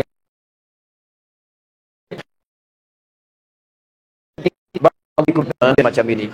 Jadi kalau antum mau bergerak, mau belajar, sabar. Di jalan ada kemacetan, sabar. Berdesak-desakan, sabar. Bismillah. Ya, maaf di akhirat lebih daripada ini. Jadi kalau antum nggak biasa mengalami di dunia, di akhirat lebih dahsyat.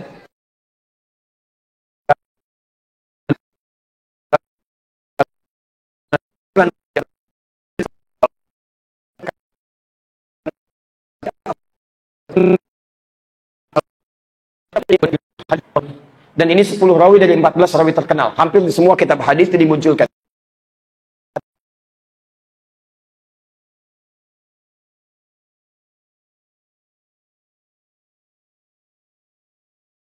Faqatin Nasara al-ihda atau 72. Dan orang-orang Nasrani pun terpecah menjadi 71 72 golongan.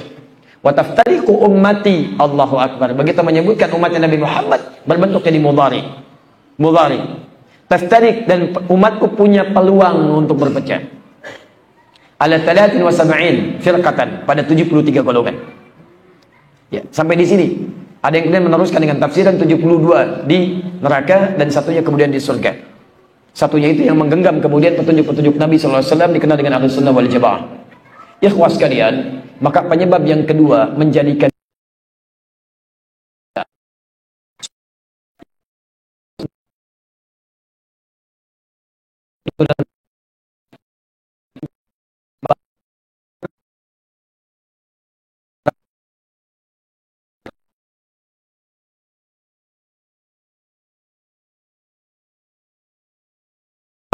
bara itu kalau sudah panas kan gerah. Kalau sudah gerah kadang-kadang nggak nyaman, saling bertengkar, saling berpisah, saling macam-macam. Salah satunya adalah kecenderungan untuk saling berpecah. Ini. Maka saya sudah pernah terangkan tadi di Al-Faruq. Ayo ambil ayat-ayat yang mengajak kita untuk bersatu dalam kebaikan. Tapi dengan manhaj yang benar. Ini arahannya, ini Qurannya, ini hadisnya, ini manhaj. Kalau semua satu manhaj, maka sudah, jangan saling berpecah. Mungkin ada kemudahan seperti tadi fikih ikhtilaf.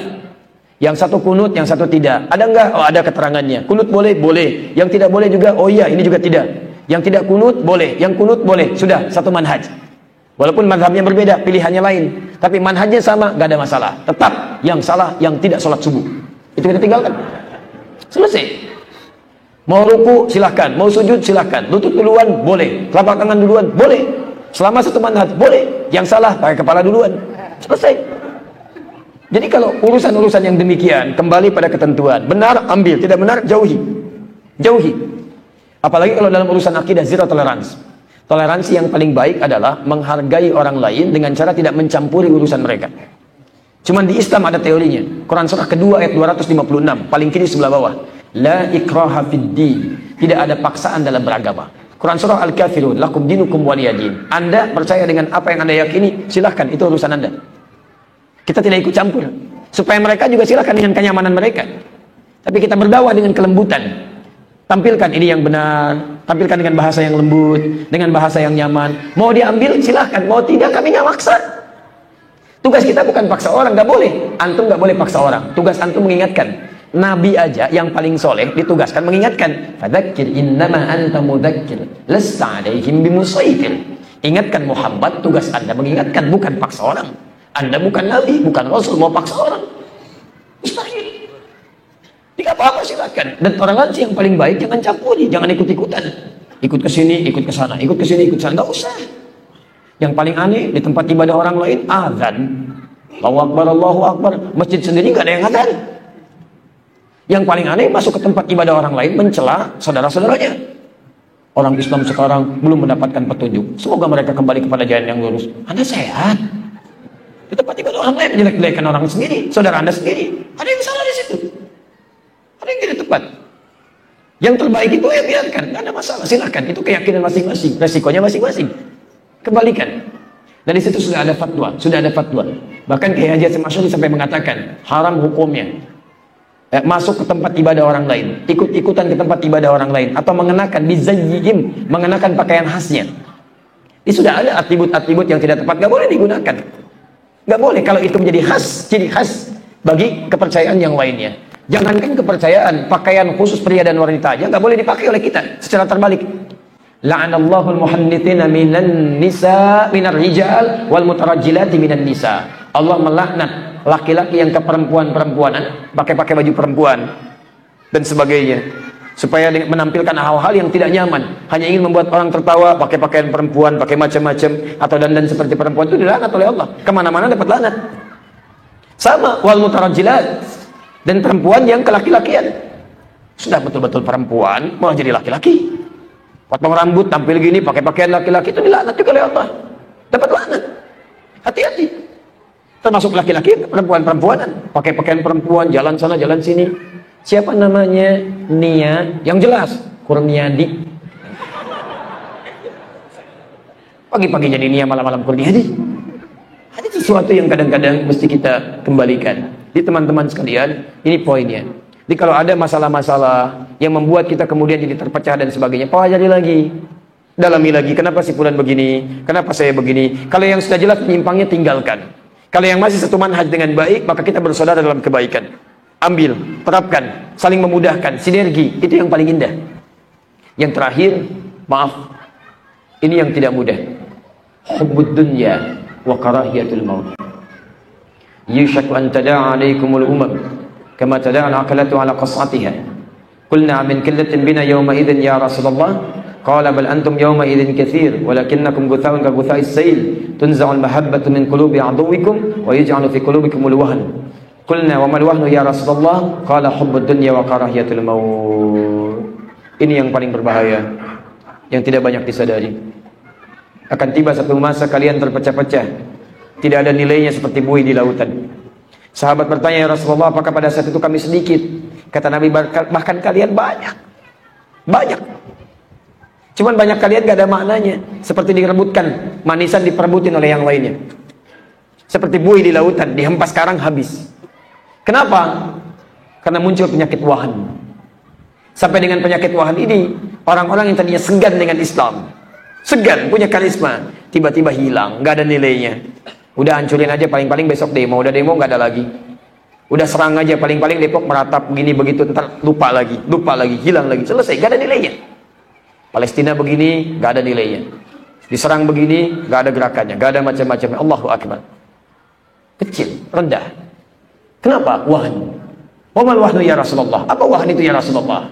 Hubbud dunya wa karahiyatul maut. Terlampau mencintai dunia sehingga tidak siap menghadapi kematian, tidak suka dengan kematian. Intinya apa? Dunia. Loba dengan dunia. Disitulah kemudian Muslim gagal, hancur total di Spanyol, Andalusia, 1492. Sampai mendapatkan inkuisisi luar biasa. Saya kalau guru saya cerita itu sedihnya luar biasa. Orang Islam itu waktu itu dibantai, habis diambil, itu sampai-sampai dilukiskan. Mohon maaf, darah itu sampai naik itu ke mata kaki. Dan ketahuan, orang Islam ketahuan dari telinganya, dia dipotong dulu. Dipotong, karena bekas wudunya kelihatan bersih putih. Pilihannya cuma dua, keluar dari Islam, konversi, pindah ke kepercayaan lain, atau silakan seberangi lautan itu, bergulat dengan kematian. Kalau pengen cepat, eksekusi langsung. Ada yang digantung, ada yang ditombak, ada yang dimasukkan ke gilingan dan sebagainya. Habis semuanya. Apa penyebabnya? Hubbud dunia. Pecah belah, senang ini, senang itu. Itu yang terjadi juga dulu. Maaf, dipecah belah oleh Belanda, divide et impera. Ya, ini keluarga, diambil yang lain, hancurkan yang lain, serbu yang lain, hancurkan yang lain. Habis. Kenapa? Dunia. Karena itu hati-hati, hati-hati. Ustadz juga begitu sama. Harus hati-hati, sama para ustadz juga, doakan.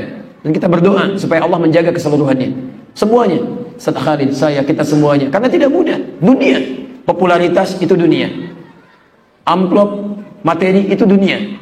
Betapa sering orang saling mengejek, mencela, menghancurkan, merendahkan, menutup. Karena urusan semacam ini. Jamaah itu dunia. Sedikit gak mau datang, banyak baru mau tiba. Show, macam-macam dan sebagainya. Allahu Akbar. Hati-hati. Ternyata di antara orang yang pertama dilempar ke neraka itu 3 golongan, dan semua urusannya dunia. Urusannya dunia. Salah satunya orang-orang yang mengatakan, ya dia kalangan para ulama, disebut orang alim, ustaz, kiai dan sebagainya. Apa yang kamu kerjakan dengan ilmumu? Kata orang ini, laka untukmu ya Allah. Kadzdzab, bohong kamu. Ada kadzib, ada kadzdzab. Kalau kadzib sekali bohong, kadzdzab sering bohong. Rupanya kamu ini nyampaikan itu hanya untuk disebut alim saja, orang paling hebat. Cuman kamu yang benar, yang lain salah semua. Kamu paling hebat, kumpulkan jamaah, tampilkan. Cuman kamu saja, kamu saja, kamu saja. Ingin disebut demikian. Lempar ke neraka, diseret, lemparkan ke neraka. Datang orang kaya. Apa yang kamu kerjakan dengan hartamu? Laka untukmu ya Allah. Kadzdzab, dusta kamu. Kamu ini hanya ingin dikenal dermawan saja, sumbang sana, sumbang sini. Cuma ingin disebut orang yang paling dermawan, orang paling loba dalam kehidupan yang sangat baik. Masya Allah, lemparkan ke neraka. Ada orang seperti orang hebat, disebut pejuang jihad fisabilillah. Dia berkata, jihad fisabilillah karenamu ya Allah. Kamu hanya ingin disebut pemberani saja. Ingin nampak yang paling hebat, lemparkan ke neraka. Ya teman-teman sekalian, maka mari kita koreksi diri kita. Insya Allah, kalau sebab-sebab ini kita bisa minimalisir, kita jauhi, kita dekatkan pada kebaikan-kebaikan dengan izin Allah Subhanahu wa taala. Insyaallah, kalau ada harta, arahkan pada yang baik, syukuri. Jangan hadirkan kesombongan. Syukuri. Quran surah 14 ayat ke-7. Sudah pernah ada yang sombong namanya Qarun. Quran surah ke-28 ayat 76 sampai dengan ayat ke-80-nya. Maka jauhi itu semua. Kalau punya kedudukan, itu yang mengantarkan antum ke surga. Buat kebijakan yang baik. Walaupun cuma RT, tulis. Anjuran menunaikan sholat berjamaah ke masjid, tulis, sebarkan. Antum gak usah pikirkan berapa yang ke masjid, bukan urusan antum. Urusan Allah untuk menanamkan hidayah pada orang-orangnya. Urusan antum kirimin aja ke masjid, alhamdulillah, tidak ada masalah. Begitu ada 3 orang ke masjid karena surat antum, Allahu Akbar, dapat pahalanya. Tanpa dikurangi sedikit pun. Hadis riwayat Muslim, nomor hadis 1893. Man dalla ala khairin falahu ajruhu mithla ajri fa'ilihi min ghairi an yanqusa min syai'. Siapa yang menunjukkan, memfasilitasi pada kebaikan, dapat pahala yang sama dengan yang mengerjakan tanpa dikurangi sedikit pun. 3 ke masjid, 3-3-nya sholat, antum qadarullah sedang tidak ke masjid, 3 orang itu mendapatkan pahala antum darinya. Kalau dia ke masjid baca Al-Quran dulu, setiap hurufnya antum dapat pahalanya. Kalau dia zikir antum dapat pahalanya. Kalau dia sholat antum dapat pahalanya. Masya Allah. Kalau gitu Ustaz, besok saya nulis surat aja, nggak usah ke masjid. Salah. Fatal. Mumpung masih ada kedudukan. Jangan sombong, sayang, karena ditukar. Quran surah ketiga ayat 26 sampai 27-nya. Qulillahumma malikal mulki tu'til mulka man tasya wa tanzi'ul mulka mimman tasya. Mumpung masih ada, besok kalau sudah nggak dapat, nggak ada kesempatan lagi, sayang. Sayang. Quran surah 63 ayat 9 sampai dengan 11. Mohonlah nanti kepada Allah setelah meninggal. Pengen balik lagi ya Allah, fa'asaddaqu wa akum minas sholihin. Tolong ya Allah, saya mau sedekah, saya pengen ya Allah. Kamu ngapain aja saya di dunia? Dunia ria habis, sekarang baru minta. Hati-hati, hubbud dunya. Ambil ria, sum'ah. Saya akhiri dulu sementara. Hubbud dunya itu di antara beberapa turunan yang bisa membatalkan amalan. Ria bagian dari hubbud dunya. Antum ria, habis amalan. Sudah dosa, habis amalan. Quran surah kedua ayat 264, posisi paling kiri sebelah bawah. Saya tutup. Ya ayyuhalladzina amanu, hai orang yang masih merasa punya iman, la tubtilu shadaqatikum bil manni wal adha. Jangan kamu gugurkan kebaikan-kebaikan yang telah lelah engkau kerjakan dengan mengerjakan perbuatan merusak. Kalladzi yunfiqu malahu ria'an nas, seperti orang infak riya. Infak riya, bikin spanduk kanan kiri Sabang sampai Merauke, mau dimasukin begini dulu, masukin iklan, Allahu Akbar. Famathalu kamathali safwanin alaihi turabun fa asabahu wabilun fatarakahu salda la yaqdiruna ala syai'in mimma kasabu wallahu la yahdil qaumal kafirin. Hati-hati, lihat kalimatnya. Pertama, kata Allah, ini nggak ada nilainya, seperti batu yang licin nyimpan pasir, licin aja udah jatuh, dia ria, dihantam bah, habis semuanya. Setelah itu capek-capek nggak dapat apa-apa, kata Allah, la yaqdiruna ala syai'in mimma kasabu.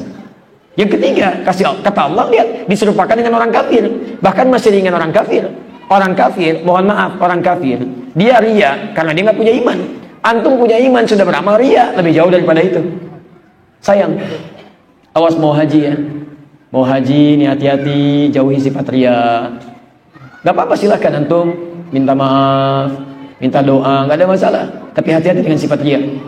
Undang orang, bikin acara, kumpul sana sini, minta maaf, baik, berdoa, baik, tapi hati-hati. Bapak Ibu sekalian, saya mau berangkat sebentar lagi haji, Pak. Mohon doanya.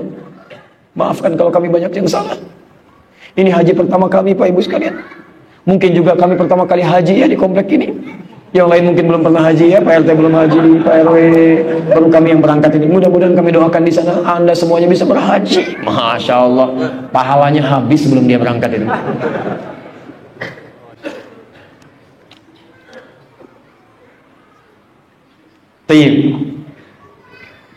Bismillahirrahmanirrahim. Itu sementara kesimpulan dari kajian kita bahwa bara itu tiba masanya, kata Nabi, ketika orang sudah mulai sulit mengerjakan tuntunan agama. Maka pada saat itu kita diminta bersabar untuk mempelajari unsur-unsur yang menjauhkan kita dari kekuatan dalam beragama. Di antaranya satu tadi, jauhi berbagai hal pemikiran, ajaran yang menyimpang dari ajaran agama sehingga membuat kita lemah dalam beragama. Kuatkan. Awas, hati-hati, kalau dulu masih ada akidah, akhlak dan sebagainya. Sekarang coba lihat, itu pelan-pelan mulai hilang. Diganti jadi pendidikan berkarakter. Semakin diajarkan karakter, semakin tidak berkarakter. Apa yang salah? Metodenya, gurunya atau macam-macamnya. Dulu anak cuma diajarkan akidah, akhlak, patuhnya luar biasa. Ke masjidnya, ibadahnya dengan teman-temannya. Sekarang diajarkan, anak SD sudah bisa bunuh temannya. Anak SD bakar kelas. Anak SD perkosa kawannya. Allahu Akbar, apa ini?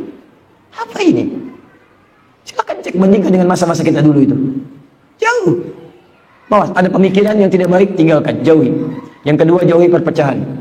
Hal yang membuat kita tidak bersatu dalam kebaikan. Pelajari sepanjang satu manhaj, kerjakan, sinergi dan sebagainya.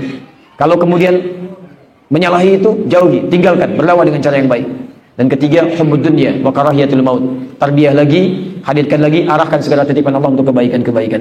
Itu kesimpulan kita. Kalau itu dengan sabar dijalani, insya Allah menggenggam bara pun akan mudah kita pegang dengan kuatnya.